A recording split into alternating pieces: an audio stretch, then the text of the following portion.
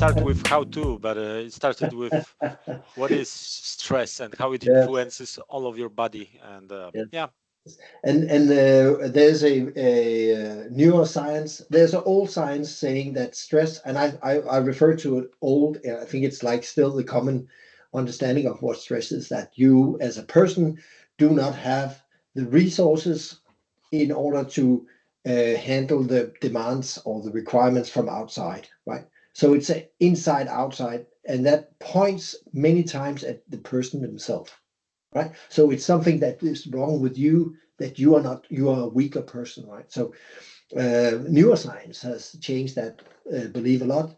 That part where I just talked about, just want to put the word on it, is called burnout. mm, Burnout. Of course, some people might be there. You can also have burnout many other different ways, right? So you can never say that it's that way. So the argument for a burnout, or maybe I should just leverage the five different kinds of stress. So you have burnout, you have bore out, meaning that the things you yeah, do force you so much so you actually get stressed by it. You have moral stress, meaning that the environment around you are setting some very low criteria on the moral, on your work ethics. For instance, in the applied sector, it's called uh, uh, when you're taking care of other people, mm, older people, for instance, you are giving 8 minutes to give them a bath, clean their house, remove garbage, and also have a talk with them. And then you have to go to the next one. And you cannot, that's not possible within 8 minutes, right? So you have to go down on your moral. Some of that is needs to, maybe they don't get a bath for a long time, maybe they don't go get the talk and stuff like that. And you can actually see how what that effects on the person you're working. So it's often in that taking care of area. yeah, Nursing also has this issue, but and the last one is a existential stress, where you actually are questioning the bigger why. What is the purpose of me? What is the purpose of my life? Why am I here? So forth. It could also end up having a anxiety for death and stuff like that, but it's a side way. And the last part, which is a new one, which these four is defined by at least what I read, a Danish scientist called Medeheim or Hilleheim, sorry, Hilleheim, whatever.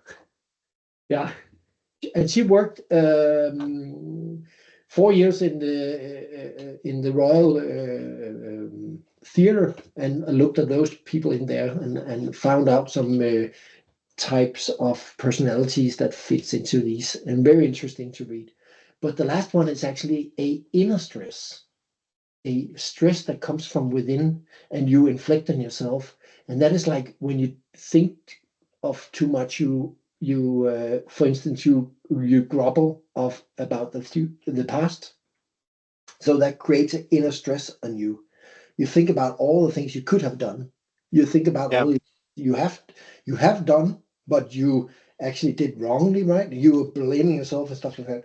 And that inner stress actually has five categories also below, called subcategories, right? So one of them is the groveling back. The other one is putting a equal sign. I mean, like, now you didn't meet me. That means that you don't like me, right? yeah, For yeah, instance, I forgot our agreement on the call, formal call of this one, and maybe you will say that equals that he doesn't want to do it anymore, right? It has nothing to do with that, but that's how you believe, and so forth. Three other things, I can't remember them in details. So that inner part is also very interesting in who you are as a person, because we think it's a personalized thing, but it's actually something that, as you say, thoughts are just coming up, like you have to go to the bathroom, like the kidney is producing things for the bathroom, I pee.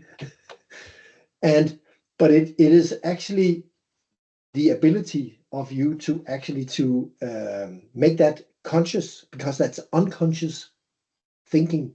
So make it conscious, and then make it also conscious to put it away, because we are doing a lot of unconscious thinking, and that's not very resource requiring. But what is resource requiring is the conscious part of our cognitive part of our brains thinking, where we start grumbling about the past, where we start saying they don't like me, and you predict the future, right? I know something's bad's going to happen for me because blah blah blah blah, but you don't, right? So forth.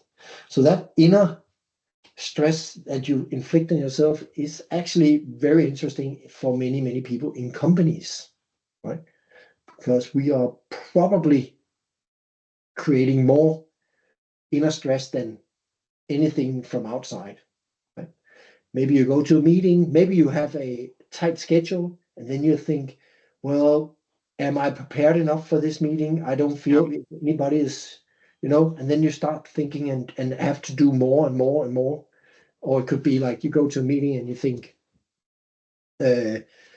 what will they think about me if I cannot answer all questions, right? Will that mean that I get fired? Oh, catastrophic stress, right? If I get fired, then you start rolling. Okay, then I have to leave my house. Maybe my wife wants to leave me. My kids don't want to see me, right? I have to sell everything. I will live on the street. I will just go into catastrophic thinking. That might be too much, right? So, well, that's the introduction. 5 different ways, 5 different stresses, categories. Burnout, which is the one we think we categorize the most of the people who are saying I am being stressed. Bore out, which is something where you are not allowed to be do the things you do. For instance, you are constantly being interrupted at work and cannot do actually work. Yeah. You've probably seen that. Then we have moral stress. That was in taking care of other people area, probably mostly. And then you have the existential stress, right? And then we have the inner stress, which is the one many of us is meeting, and we need cognitive ways to deal with that. Okay, that was a long talk about stress. The ball is here.